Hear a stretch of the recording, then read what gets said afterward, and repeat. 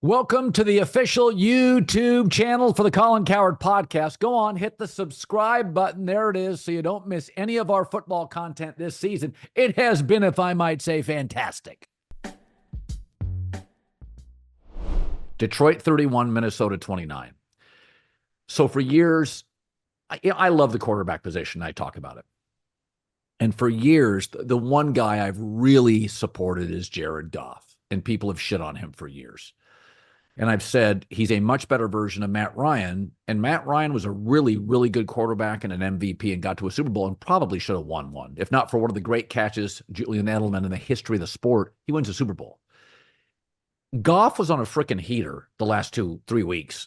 I mean, he's 22 of 25, 2 touchdowns, 281 yards. With this, when he had Andrew Whitworth and McVay in the Rams, and now he's a better version of that because he got more snaps with Detroit. John, he is all steak and no sizzle, but is a pure thrower of the football. He is feeling it. He's a guy that's he's like when Steph gets on those hit 5 straight threes, you're like, okay, this stuff he's unconscious. Goff today was just spinning it. He threw a couple of balls into coverage. Remember, this is Brian Flores, who has befuddled Purdy and J.C. Stroud. I mean, literally flummoxed them. I'm looking at Jared Goff today. We've had 2 years of this guy. Take out Mahomes. I'm not sure in a 3rd down and 7, take out Mahomes. I'm not sure there's another quarterback in the league I want throwing the ball. He's that good. Now for a segment called Making It Look Easy, brought to you by Morgan & Morgan, America's largest injury law firm. Today, Josh Allen made it look easy. 21 of 33, 2 touchdown passes, over 300 yards. Bills blow out the Tennessee Titans. Josh even found new Bill Amari Cooper for a score. He made it look easy. Morgan & Morgan does the same to submit a claim. They have over 100 offices nationwide, more than 800 lawyers, with over $15 billion recovered for all their clients. Morgan & Morgan has a proven track record fighting to get you full and fair compensation. They've been fighting for the people for over 35 years. If you're ever injured, go to forthepeople.com/Colin, forthepeople.com/Colin, or dial pound 529. Check out America's largest injury law firm. Winning in the NFL is hard. Hiring Morgan & Morgan is easy. Well, yeah, I mean, I thought there were 3 games today. Early on, you felt the intensity that felt like playoff games. Obviously, the Niners, Chiefs, the Packers, and Houston. Yeah. And obviously, I think the game of the day was the Minnesota-Detroit game. If you hit him, he can't move around. But their offensive line is fantastic. Their offensive coordinator, I don't quite understand his deal, why he's kind of scared to be a head coach, what's going on there, but he is brilliant. Yeah. And their general manager and front office deserve a lot of credit.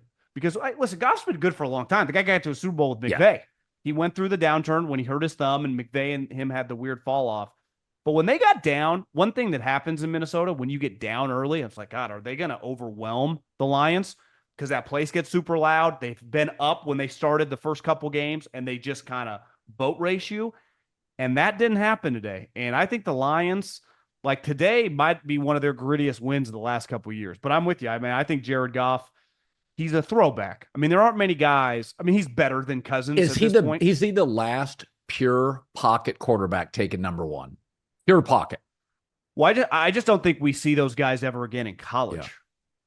They just don't really exist. I mean, I think he's a throwback in the sense that'll never come up into when you just watch college football these last 3 or 4 years. When do you ever see a good player that plays like Jared Goff? Even I watched the USC Penn State game because I missed a lot of it last year.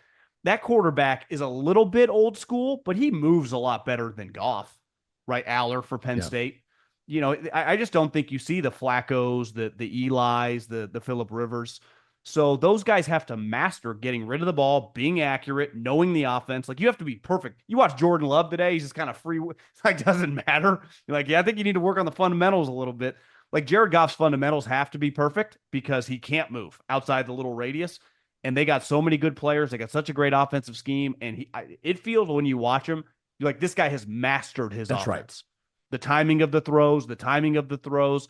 And one thing I think he really developed, I remember he got shit on pretty hardcore that first year with Jeff Fisher.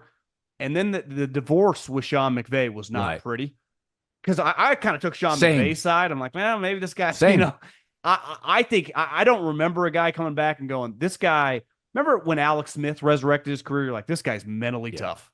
And I think Jared Goff falls under that. You're like, this guy's got some mental fortitude to play for that coach too, who, let's face it, is much more of a tough guy, rah, not exactly, I mean, that's kind of the style with Detroit. We're going to out tough you mentally and physically.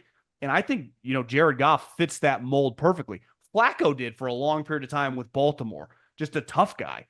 And I think Jared Goff, it's not even debatable. I mean, he's just been fantastic. His career these last couple of years in Detroit, you could argue, is more impressive than what he did in LA. Is.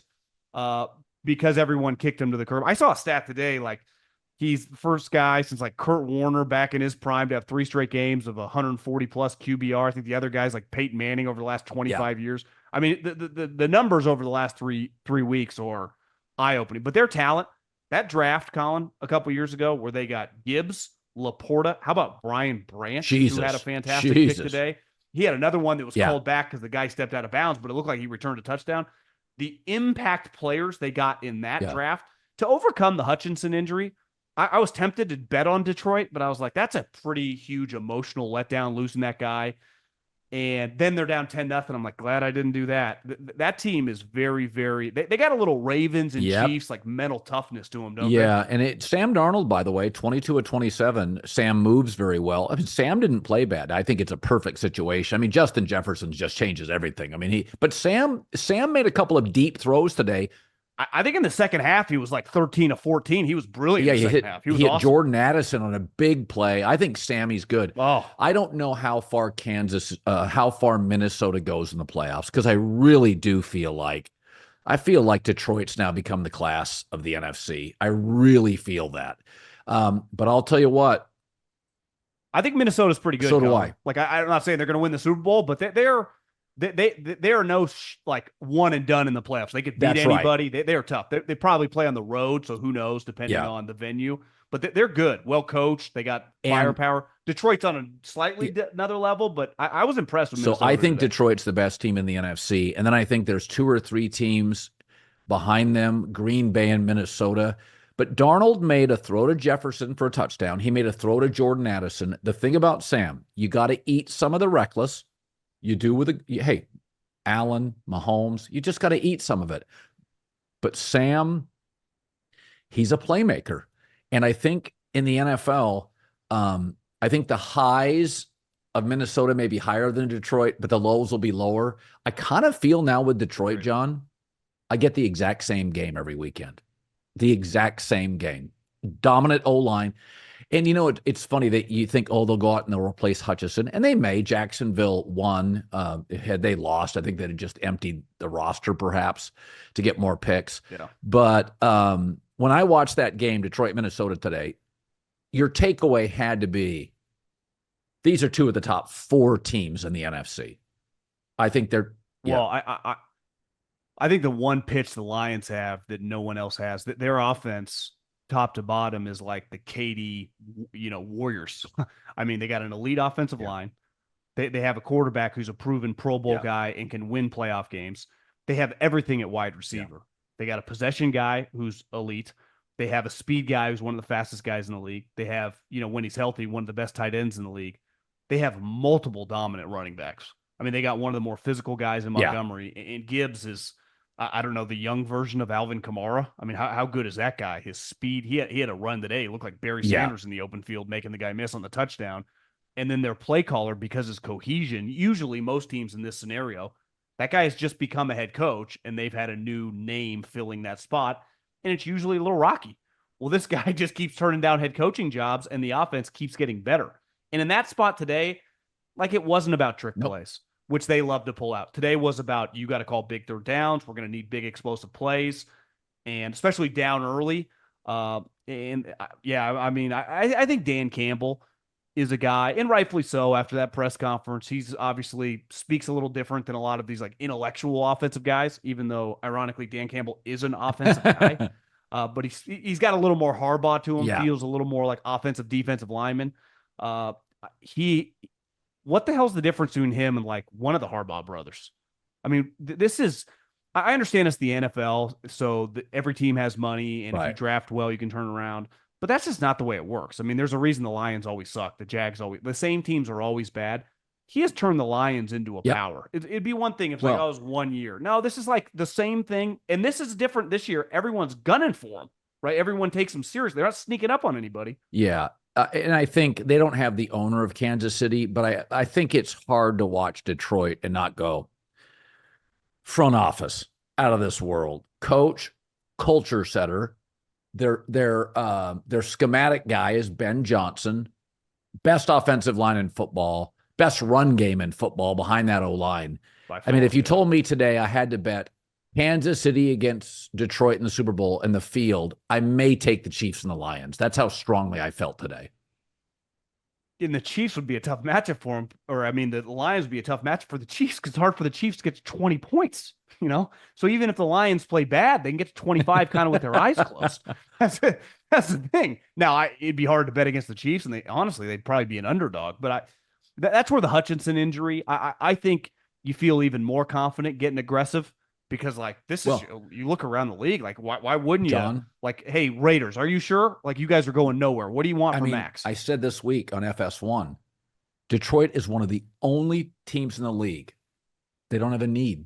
Now that Branch is on the back end, it's like, just give up your first round pick. Just go get the best guy. This team for about another year can withstand giving up a first. They've hit on so many picks. I mean, even Kansas City, you'd be like, don't give away that first round pick. Go get a tackle. Go get an offensive tackle. Like at 31, there's some kid offensive tackle. I think Arizona may have one.